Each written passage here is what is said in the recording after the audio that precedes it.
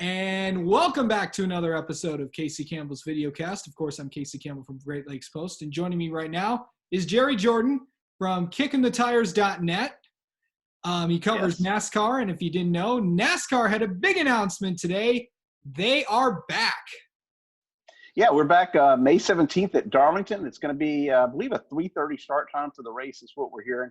Going to be very interesting. Teams will be spread out through the infield. Fans will not be in attendance. We're not sure if media is going to be in attendance yet. That's still in negotiations. The key word, the drinking word for today is fluid. So we're going to be drinking fluid. I guess that's one way to put it. There's been a lot of discussion of when this day was going to go. I didn't expect this day would come so soon, but obviously NASCAR has taken all the necessary precautions in there. So no practice, no qualifying except for the Coca-Cola 600, but I'll get to that later. But first we're going to start off with two races at Darlington. A 400-lapper for the Cup Series, a 400-miler for the Cup Series, and then an Xfinity race on Tuesday. Right, and we have the Cup race and we have the Xfinity race, and the next day we have another Cup race. So there's two Cup races at Darlington back-to-back, basically, an Xfinity race squeezed in there, and then we go to Charlotte for the Coke 600. So yeah, it's gonna be interesting to see how all of this plays out, what the ramifications are with NASCAR's testing for COVID-19 and temperature checks and PPE, wearing masks and things of that nature. So it's going to be, as John Bobo said, who is the vice president of racing operations, it's going to be different when you get to the track, if you get to the track. They also mentioned, personal protection equipment. Masks are required on the property, as many states have also mandated that masks are used in public spaces. Also, it's going to be a lot different. How are drivers going to do? I've heard maybe self-isolating in their motor homes. How are they going to get down there? And it's going to be one-day shows. It's the get in, race, and get out approach. I see. Yeah, basically it is a one-day show. The haulers will come in. Right now, the first 7 races, NASCAR does not want to have to fly anywhere. No overnight stays for the first 7 races is what they're trying to do. So get in, get out, and go back home. Basically, from what I understand, crews will drive themselves to the track. They will be screened going into the track. If they are high temperature or whatever, they will not be allowed in the track. As for drivers, if they are sick or if somebody exhibits COVID-19 symptoms, anyone with those types of issues will be removed from the track, provided health care, and then they'll, self-isolate, as well as contact tracing, which, if you don't know what that buzzword is, contact tracing is knowing who you were interacting with, who you've hung around, who those people have hung around, and the possibility that they might be in quarantine for up to 2 weeks. Now, the pit crews, one interesting note today, and I was wondering how this was going to get addressed. Pit crews, there will be live pit stops, but that may have gone to the no practice, so the road crew will not be necessarily at the track, but it might be the pit crew will be there. So why the live pit stops?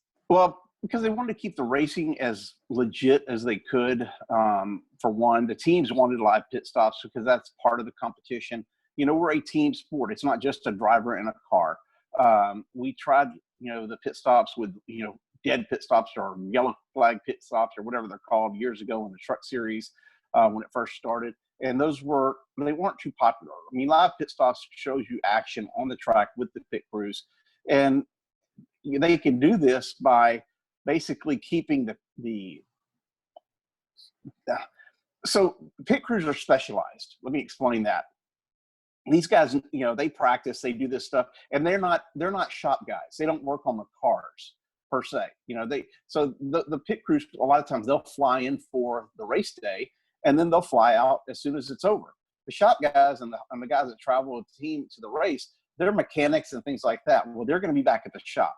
So they don't want to bring those to have to change parts and pieces during during the day or during practice or during the race, so they can do that with just the pit guys that are over the wall crews themselves.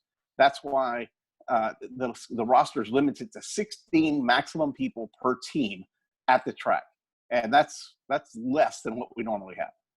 Yeah. Also, the spotters, they're going to be placed around the track, from what I've heard. Yeah, spotters will be on the one thing about not having fans there is that you have a whole bunch of seating and areas open for spotters to do their job, and they can spread them all the way through the grandstands however they need to, and that's the plan, to keep people, they want to keep what they call nesting areas to an absolute minimum, if not having anything like that at all. So NASCAR is taking the lead as far as being one of the first sports organizations to come back. I think World of Outlaws actually has a race coming up next week. From what I'm hearing, that's the rumor. So, but we're grand scale. We're one of the biggest out there when it comes to racing. Our season's 36 weeks long. We have an all-star race, and then we have the exhibition race at the beginning of the year.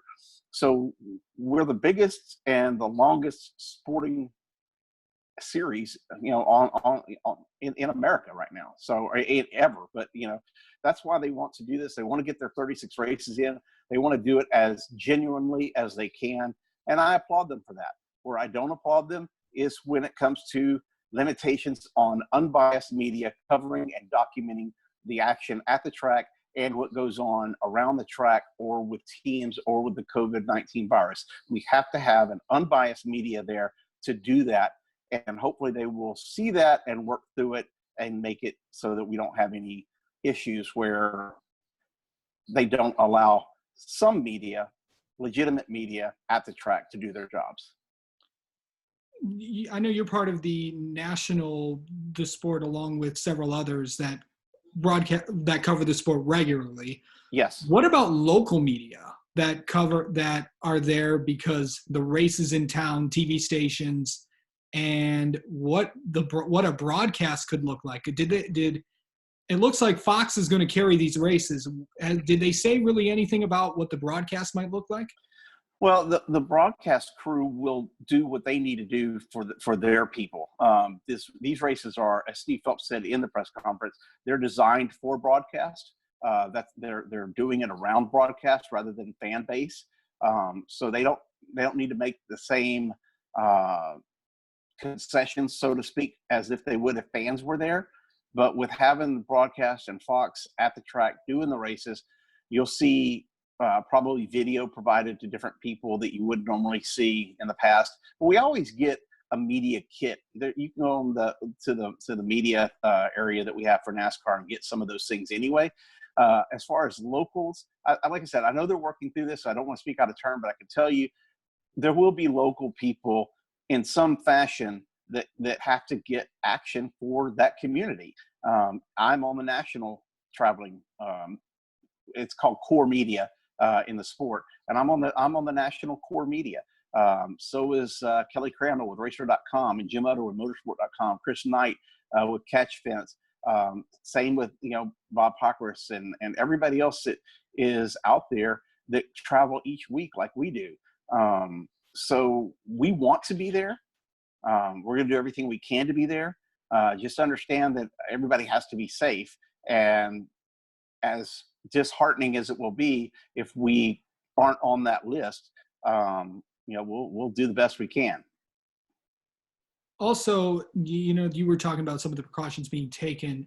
When teams, drivers get to the track, what is going to happen? They're going to have their temperature taken somewhere outside the track. There'll be temperature stations. There'll be a triage tent or a medical tent outside the track to keep the infield care center pure. And the reason for that is you want the infield care center pure for if a driver gets hurt in a race or someone legit gets hurt in the pits or breaks a leg or is heat exhaustion, etc. So there will actually be two medical facilities, from my understanding, set up. maybe more than that, just so that NASCAR can monitor temperatures. They'll monitor temperatures before the race. They can take them intermittently throughout the race, and they will also take them at the end of the race, and they will follow up with people who have been at the track and say, hey, are you okay? Are you sick? Do you feel bad? Things like that. So that's what the teams and the crews. Again, we don't know what the media, is going to do, how we're going to be able to do our jobs. I would encourage anybody out there to, let NASCAR know that you want your independent media to be a part of the action, to cover it and to document it for history, because that's what we do. We document history in motorsports. Also, as I mentioned earlier, masks will be required, if I'm correct, right? Yes. I have a Darth Vader mask. It's black. It looks like something you would see from Mortal Kombat. If you Nice. remember I have one of those. So I already have that requirement met. I also have several, I can reach at my desk here at my office, have several of the hospital surgical masks that I'll bring. Those are little disposable masks if somebody needs one. I'm sure NASCAR will have some for people. But if you're not wearing a mask, they say that they will ask you to leave the property if you're in the infield. I don't know what that means in the outfield, in the stands and suites or whatever. We don't know what the complexion of the weekend is going to look like at this time. And after Darlington, there's going to be several races in the Charlotte area, with the Coca-Cola 600 still intact. Qualifying will be allowed there from what I've been told. It looks like there is going to be qualifying for that race. Yes. And 5 of the races, I think the Xfinity Series will get a race, another race for the Cup Series, and then a truck race possibly. My understanding is there'll be a truck race. I think there's also an ARCA race thrown in there. I've seen a tentative schedule. They're supposed to be sending that out to us for everything. I asked specifically for the Xfinity and truck guys to see what their logistical situation is. I do know that we will have an adaptive qualifying situation for Cup as well. So I don't, they're not ready to announce how. Going into Darlington, we're going to use points, but after that, do we use finishes? Do we use practice? Or I guess there's no practice, but do we use fastest runs? There's a lot of, do we flip quarters and or roll dice? I mean, there's a lot of, creative ways that we could have some fun with it. Maybe if everybody gets on iRacing, they could qualify on iRacing and then go to the track. That could work, man. So you never know. Victory Lane's going to be a whole lot different as well. How is NASCAR going to address that? Victory Lane is, they want to have some sort of victory lane. They talked about a possible virtual victory lane as well as a makeshift victory lane, but most celebrations will be done on the front stretch. Look, at the end of the day, we're doing this for TV. And, a lot of the crews aren't going to be there like they normally are for a regular race. So, the celebrations are going to be geared towards television. 22 million, okay, these are rough numbers, but roughly $22 million per race is what NASCAR brings in from the TV contract. So getting these races on TV and having their broadcast is very important to the health and safety and the financial, viability of NASCAR going forward. That's a lot of money. 36 races times $22 million. It's quite a lot. Each. Also, there also mentioned in the teleconference today, there are 3 tracks that will not hold races this year. NASCAR did not announce what tracks they are. It looks like they could be announced at a later date. They will be announced before Darlington, and we don't know that it's 3. It could be more. Specifically, my question is are we going to take a track like a Watkins Glen, which NASCAR owns, and move that race down to a Road Atlanta, which I believe NASCAR also owns, and have a road course at Road Atlanta, where we might not have it at Watkins Glen because the New York State area is a hotbed for COVID-19. What do we do with the New Hampshire? What do we do with the Dover? What do we do with the Michigan, where they're having issues with their own, capital and their governor and protests and things of that nature as late as today? Yeah. So you've got to look at all those things. And, Texas is open for business, by God. Tomorrow, Texas, you can come here. You want to race, our governor's opening us up. So we're happy about that. Yeah, there's some restrictions, but but we're here to do your business. Yeah, and Texas Motor Speedway could be another possible date where they could go. I know Governor Abbott's been talking with NASCAR about that. I know you're in the Texas area. Yes. Could we see a possible NASCAR, and it's also could be where IndyCar starts their season at Texas. So here's a problem with Texas and IndyCar. IndyCar does not have a TV contract like NASCAR does, to where there's a bunch of money coming in for the drivers, for the sanctioning body, for the tracks, etc. So unless you have fans, it's hard to get a track, to want to bring IndyCar in, because it's going to cost them money. They'll lose money. And we're all in business to make money. Kicking the tires is a business that's in it to make money as well. So NASCAR brings money to the table. Now, could there be something worked out a little down the road when fans can return, and we have fans at the IndyCar race, we have fans at the NASCAR race? I think you might see where that may be one of the tracks where we have fans return to. We got to watch the numbers and things of that nature. You can follow my Twitter to know how I feel personally on some of this stuff. I'm not going to get into the politics of it, but I do think we need to get the economy back going again. And I think fans need to return to races, and I think races needs to return to tracks. And, I'm thrilled that part of that's going to happen this next few weekends at Darlington, and I'll be there whether or not the media is allowed in the press box or not. Yeah, I know you did tell me that you were going to go down there. What are fans? I know you interact with the fans a lot. What are they saying about this? It depends. Some are saying they're afraid. Some are saying they're worried about an outbreak. Some are saying the same thing as I am. They want to get back to the track. They want to get back to their normalcy. Look, at the end of the day, this is America, land of the free, home of the brave. Our forefathers wrote the Constitution, signed it in 1787 after fighting the British during a smallpox outbreak. Okay? We're not afraid. We shouldn't be afraid. If you're afraid, stay home. No one's making you go to these things. Right. I get that somebody can get a disease and give it to you and transfer it, but we're going to learn more things as we go forward. There's going to be, we heard remdesivir is a possible treatment for it today from Gilead. I studied this stuff. I'm a former investigative reporter. I know how to look this stuff up and look and see what's going to happen, and you can predict. I want us to get back to as normal as we can, as safely as we can. I don't want us to take unnecessary risks, but sometimes in life you have to take some risks. All right, Jerry, thank you so much for joining us today, and we'll be gladly having you on if there's any developments that happen next.